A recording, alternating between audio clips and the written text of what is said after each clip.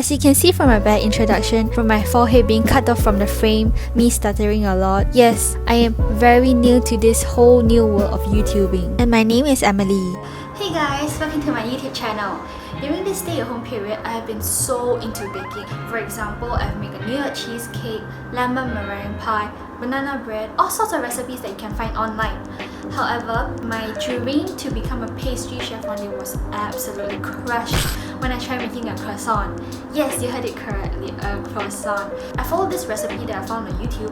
I'll put the link down in the description box below. You can check it out if you want to. It was impossible to achieve a perfect croissant for a home baker myself, because to achieve a perfect croissant, you have to make sure that the top crust is crispy and it has a honeycomb shape on the inside of the croissant, and also a light buttery flavor that the dough gives. It feels like the 100 attempts at perfecting a croissant and none of them worked out for me. Here are some pictures that I have of the croissants that I've tried out previously. Looking back at my first attempt at making croissant, oh my god, this looks more like a dog food than human food. As for the second attempt, the bread dough looks like it has more layer, looking more like a croissant, but it's still not quite there yet. On my third attempt, all the croissants had really nice layer and looked pretty decent. Although the crust was flaky, the dough was quite dense on the inside. Just to explain, the croissant on the left, which is the one I've made, definitely has lesser holes compared to the one on the right. Since I have nothing else to do, I have so much time on my hands. I'll try to bake a croissant again. So hop on a journey with me as a homemade baker. So let's jump right into it. To start off, I'll be making my bread dough. Now I'll add flour into a big giant white bowl. And I'll add sugar and salt. Now I'll whisk all the dried ingredients together. After that, I'll add egg, melted butter,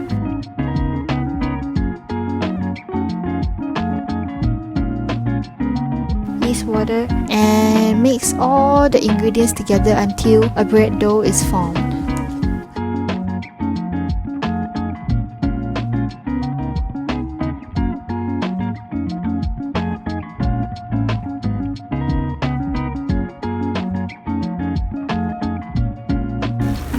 When the bread dough is nice, round and smooth, I'll place it back in a white bowl and use a wrapping paper to wrap the white bowl. And then I'll place the bread dough in the fridge for 1 hour. 1 hour later. Once the dough has enough rest in the fridge, take it out and do the next step. Pull and stretch around the dough and press it to the middle of the dough. At this point, the dough is so smooth it's like a baby's butt cheek.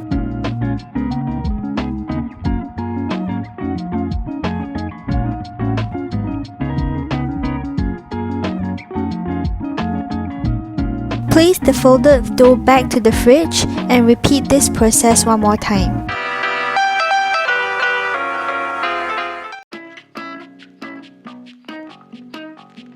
Look, the dough isn't working in my favor, and it kinda reminds me of something when I experienced in the toilet.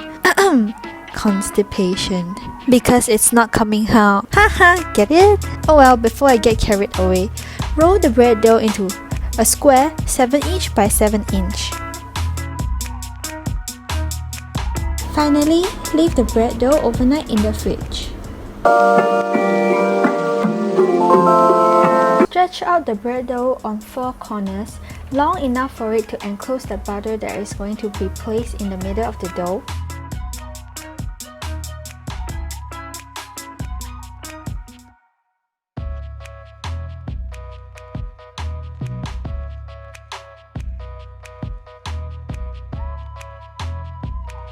After that, imagine the dough is your worst enemy and just hit it to make sure that the butter is spread out evenly in the dough.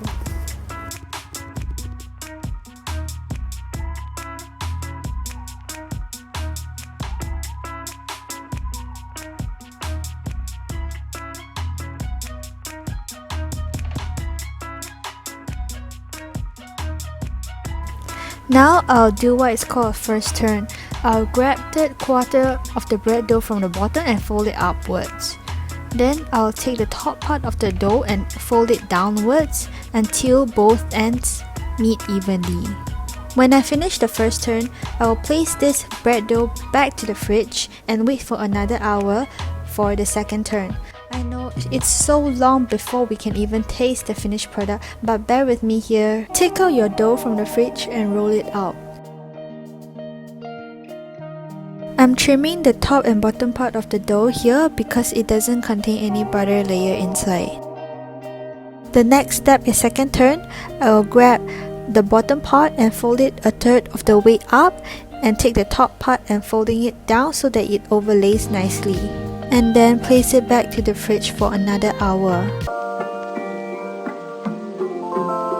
Phew! Finally, we are ready for the shaping of the croissant. Take out the dough from the fridge and roll it out to a square 10 inch by 10 inch.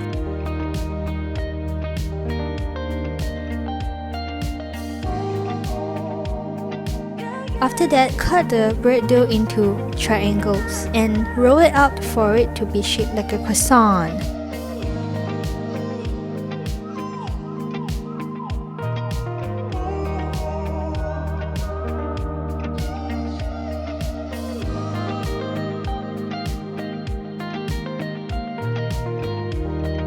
Honestly, at this point, I'm ready to go out to the nearest bakery and just buy a croissant instead of wasting my whole day, not the whole day, but 2 days, 2 whole days to make this. Oh my gosh, look at my bread dough. It doesn't look like a croissant, it looks more like a dog bone. One eternity later. Oh well, who cares? I'm just gonna bake it anyway. Hope that it comes up decent. Now is the moment of truth. Oh wow, it doesn't look too bad at all. Oh, am I kidding? I'm just saying this to comfort myself. Can we take a moment to appreciate how crispy the crust is?